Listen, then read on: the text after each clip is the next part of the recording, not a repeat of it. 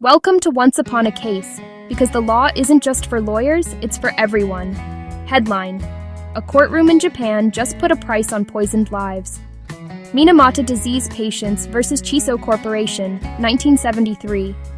If you've never heard of it, here's why this case still punches above its weight. In a quiet fishing town called Minamata, families started noticing something was wrong. Cats convulsed, birds fell from the sky, people stumbled, slurred speech, lost control of their bodies. Doctors had a name, Minamata Disease, but nobody had accountability. Behind the mystery was a pipe. For years, the Chisso Corporation, an industrial giant, dumped methylmercury from its acetaldehyde plant into Minamata Bay. That mercury crept up the food chain, concentrated in fish, concentrated in shellfish, then into the people who ate them every day. A slow, invisible poison. At first, Chisso denied, deflected, paid sympathy money with strings attached. Say yes, and you basically agreed not to sue. Meanwhile, mothers gave birth to babies with severe neurological damage.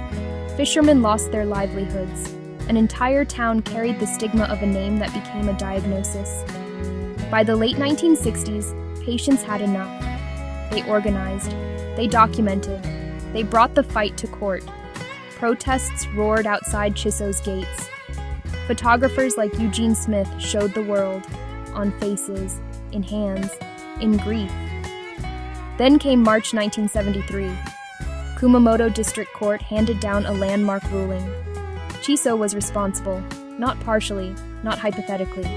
Responsible, through negligence, for the mercury poisoning that devastated Minamata. The court ordered compensation for certified patients and rejected those old sympathy agreements as a shield, a clean legal line drawn through a murky bay. This wasn't just about money. It forced a country to confront its high-growth miracle and ask, growth for who and at what cost?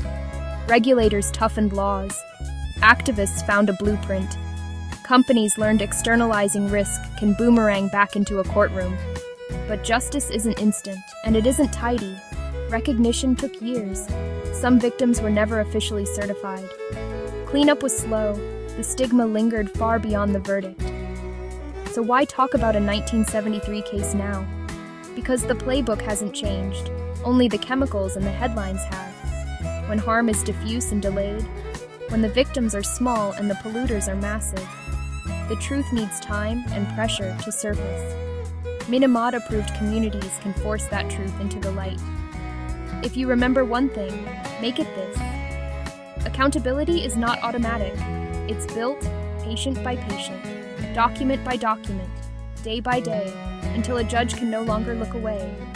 That's what happened in 1973, and that's why Minamata still matters. If this hit you, go learn the names behind the case. Thank you for watching. If you like this case, hit the subscribe button, and I will see you on the next episode.